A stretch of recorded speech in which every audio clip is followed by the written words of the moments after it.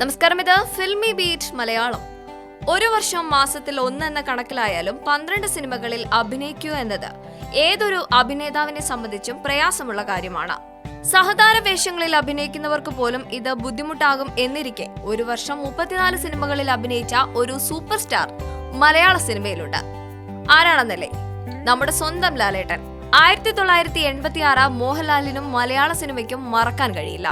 മോഹൻലാൽ 34 സിനിമകളിൽ അഭിനയിച്ചതിൽ ഭൂരിഭാഗവും super hit ആവുകയും ചെയ്തു. രാജാവിന്റെ മകൻ എന്ന ചിത്രത്തിലൂടെ ലാലേട്ടൻ സൂപ്പർ സ്റ്റാർ പദവിയിലേക്ക് കയറിയതും TP ബാലഗോപാലൻ MA എന്ന ചിത്രത്തിലൂടെ ആദ്യ സംസ്ഥാന അവാർഡ് നേടിയതും ഈ വർഷമാണ്. ഇതുമാത്രമല്ല, മോഹൻലാലിനെ സംബന്ധിച്ച് കരിയറിലെ പല പ്രധാന കഥാപാത്രങ്ങളും കിട്ടിയ വർഷം. 1986 മോഹൻലാൽ ചെയ്ത ആ 34 ചിത്രങ്ങൾ ഏതൊക്കെയാണെന്ന് നോക്കാം. ആലപ്പി അഷ്റഫ് സംവിധാനം ചെയ്ത ചിത്രമാണ് നിന്നിഷ്ടം എന്നിഷ്ടം. പ്രിയദർശന്റെ തിരക്കഥയിൽ ഒരുങ്ങിയ ചിത്രത്തിൽ ലാലിനൊപ്പം പ്രിയ, സുകുമാരി, ജഗതി ശ്രീകുമാർ എന്നിവരും കേന്ദ്ര കഥാപാത്രങ്ങളായി എത്തി. സിദ്ദിഖ് ലാലിന്റെ തിരക്കഥയിൽ സത്യനന്ദിക്കാട് സംവിധാനം ചെയ്ത കുടുംബ ചിത്രമായിരുന്നു പപ്പൻ പ്രിയപ്പെട്ട പപ്പൻ. അതേ വർഷം പുറത്തിറങ്ങിയ മറ്റൊരു ചിത്രമാണ് ഒപ്പം ഒപ്പത്തിനൊപ്പം.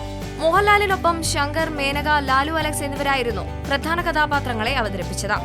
ലിസി നായികയായ മഴ പെയ്യുന്നു മദ്ദളം കൊട്ടുന്നു എന്ന ചിത്രവും ആ വർഷമാണ് ഇറങ്ങിയത്. മോഹൻലാലിനെ നായകനാക്കി ഹരിഹരൻ സംവിധാനം ചെയ്ത ചിത്രമാണ് പഞ്ചാഗ്നി. MD വാസുദേവൻ നായരുടേതാണ് തിരക്കഥ.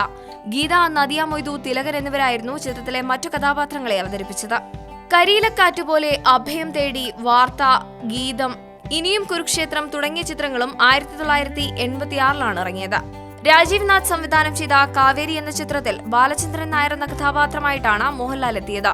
മമ്മൂട്ടിയും ഒരു പ്രധാന കഥാപാത്രത്തെ അവതരിപ്പിച്ചു. കമൽ സംവിധാനം ചെയ്ത മിഴിനീർ പൂവുകൾ എന്ന ചിത്രവും 1986 റിലീസായത്. മമ്മൂട്ടിയെയും സുഹാസിനെയും കേന്ദ്ര കഥാപാത്രങ്ങളാക്കി ഭദ്രൻ സംവിധാനം ചെയ്ത ചിത്രമാണ് പൂമുഖപ്പടിയിൽ നിന്നെയും കാത്ത. സുഹാസിനിയുടെ സഹോദരനായ പോളി എന്ന കഥാപാത്രമായി ഒരു അതിഥി താരത്തെ ലാൽ അവതരിപ്പിച്ചു.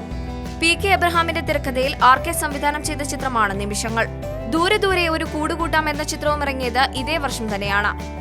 ശ്രീകുമാരൻ തമ്പിയാണ് യുവജനോത്സവം എന്ന ചിത്രം സംവിധാനം ചെയ്തത്. ജയൻ എന്ന കഥാപാത്രമായി മോഹൻലാൽ എത്തിയ ചിത്രത്തിൽ ഉർവശി, സുരേഷ് ഗോപി, മേനക തുടങ്ങിയവരും കഥാപാത്രങ്ങളായി. പ്രിയദർശൻ, ശ്രീനിവാസൻ, മോഹൻലാൽ കൂട്ടുകെട്ടിൽ പിറന്ന മറ്റൊരു ചിത്രമായിരുന്നു hello my dear wrong number.